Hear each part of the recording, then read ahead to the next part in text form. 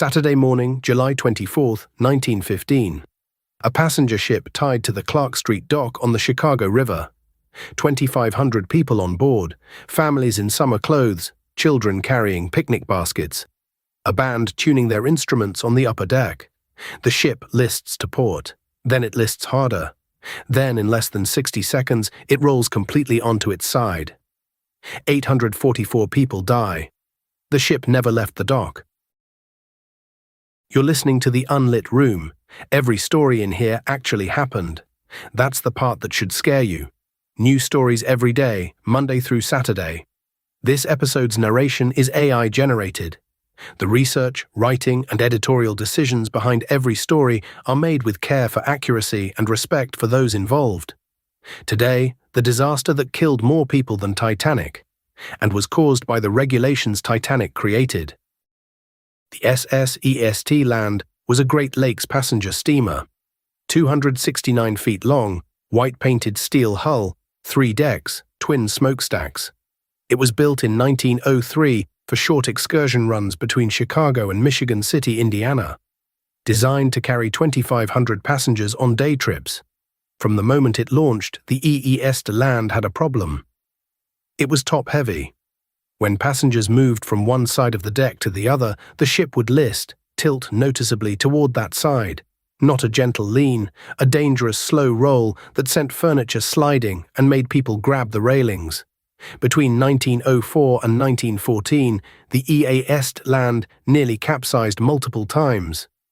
Marine inspectors documented it, crew members reported it, passengers complained. Everyone in the Great Lakes shipping industry knew the Land was an unstable ship, and it kept operating. Captain Harry Perdiersen had commanded the Land for years.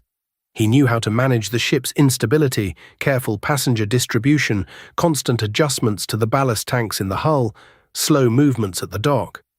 It was a ship that required attention every minute it carried people. On the morning of July 24, 1915, the Land was the first of 5 steamers lined up on the Chicago River for the Western Electric Company's annual employee picnic. 7,000 people were waiting to board across all 5 ships. The picnic was the social event of the season, a full-day trip to Michigan City with food, games, and a band. The Land began boarding at 6:30 a.m. Families in their summer best, women in long white dresses and wide-brimmed hats, men in suits despite the heat, children in sailor outfits, musicians carrying instruments. The mood was festive, excited. This was a Saturday morning escape from factory work and Chicago summer heat. By 7:10 a.m., approximately 2,500 passengers were on board. The ship was at capacity, but technically within its documented limits. Most passengers had moved to the upper decks for fresh air and a better view of the river, and the ship began to list to port, away from the dock. The Chicago River in 1915 was narrow, busy, industrial. Buildings loomed on both sides, bridges crossed every few blocks, packed with spectators watching the boarding. 5 ships, 7,000 people, a summer Saturday. The whole downtown was watching.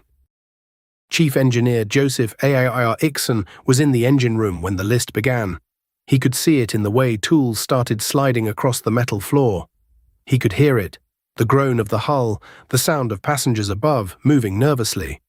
Airixon did what he'd done dozens of times before. He opened the ballast valves. Water flooded into tanks on the starboard side, the side nearest the dock, to counteract the list to port. Standard procedure, it had worked before. At 7:20 a.m., the ship righted itself briefly. The list corrected. Airixon had done his job. Then, at 7:28, the ship suddenly listed again. Heavily, to port. Passengers on the upper deck stumbled. Some laughed nervously. They thought it was part of the ride. Others grabbed railings. A piano in the main cabin began sliding toward the port wall. Crew members shouted for passengers on the port side to move to starboard. People started moving across the deck. The ship kept rolling. Furniture slid, glasses shattered. The piano crashed through a wall. Passengers on the upper deck were now sliding down a tilting surface, grabbing at anything. Railings, each other, ropes. Some jumped the 8 feet from the starboard rail to the dock. Others couldn't reach it in time. Below decks, water poured through open portholes on the port side. The lower cabins flooded in seconds. At 7:29 a.m., 1 minute after the heavy list began, the SS Land rolled completely onto its port side and settled on the bottom of the Chicago River. The water was only 20 feet deep. The starboard side of the hull rose above the surface like a beached whale, blocking half the narrow river. The ship was still tied to the dock. The ropes were still secured. It had never moved an inch from where it was moored. 844 people died. George Hathcock was a diver with the Chicago Fire Department. He was one of the first responders to cut through the steel hull with an acetylene torch. Years later, he would say he could still hear the sound. People trapped in air pockets inside the capsized ship, screaming through portholes, visible but unreachable until the torches could cut through. Micro Cliffhanger 1. The Land disaster killed more people than the American death toll on Titanic. It happened in calm water, in daylight, in front of thousands of witnesses in downtown Chicago. And within weeks, it was buried by World War I news coverage and largely forgotten. But the reason the Land was so top-heavy, the reason it capsized at all, comes down to one word: Titanic. April 15, 1912. The RMS Titanic sinks in the North Atlantic. 1,500 people die. The disaster becomes international news. Investigations follow. One finding is clear: there weren't enough lifeboats. In 1915, the United States Congress passes the Seamen's Act, new federal regulations requiring passenger vessels to carry more lifeboats, more life rafts, more safety equipment. The law is written in response to Titanic. It's meant to save lives. The SS Land is retrofitted to comply. Additional lifeboats are mounted on the upper deck. Extra life rafts are added. More safety equipment is secured on the upper levels of the ship. All of it adds weight to the top of an already top-heavy ship. Naval architects would later testify that the added equipment likely pushed the Land past its safe stability threshold. The ship that had been dangerously unstable for a decade became even more unstable. And instead of being taken out of service, it was certified as compliant with the new safety regulations. It was sent back out to carry passengers. Here's what the federal investigation found after the disaster. The Land had nearly capsized multiple times before 1915. Marine inspectors had filed reports. Crew members had documented close calls. The instability wasn't a secret. It was a known recurring problem.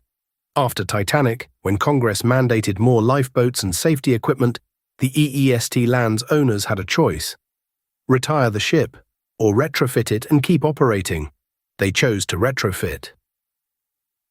On July 24, 1915, the lifeboats that were added to save lives never launched.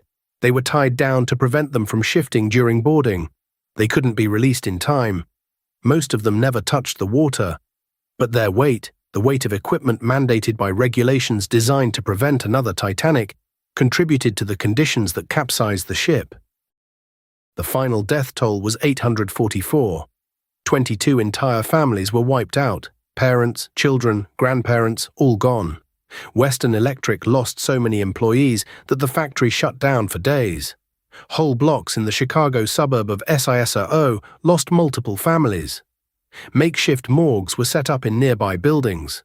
Families walked through rows of bodies, searching for loved ones. The coroner's office ran out of death certificates. Captain Harry Pedsen was indicted for criminal negligence. He stood trial in 1916. The jury acquitted him. The federal investigation concluded that the disaster had multiple causes: flawed design, inadequate ballast control, overcrowding, and the added weight from post-Titanic safety regulations. No one was held criminally responsible. The ship was eventually salvaged and scrapped in 1946. 844 people died in downtown Chicago, in daylight, in front of thousands of witnesses. It's the deadliest disaster in Great Lakes history. More people died on the Land than American passengers on Titanic. And most people have never heard of it. The disaster was buried by World War I news. It didn't have the international drama of Titanic. It didn't have a famous ship or a famous villain. It was a company picnic that went wrong. And in the national memory, it vanished. But the families of SISRO didn't forget. The survivors didn't forget. And every July 24th, there's a remembrance service on the Chicago River, at the spot where the EEST land rolled over. Because the story isn't just about a ship that capsized. It's about how safety regulations designed with the best intentions can create new dangers when applied without understanding the specific risks. It's about how economic pressure can override safety concerns even when everyone knows a ship is dangerous. And it's about how a disaster can kill hundreds of people and still be forgotten, buried by the next headline, erased from the national story. The East land didn't sink in the middle of the ocean.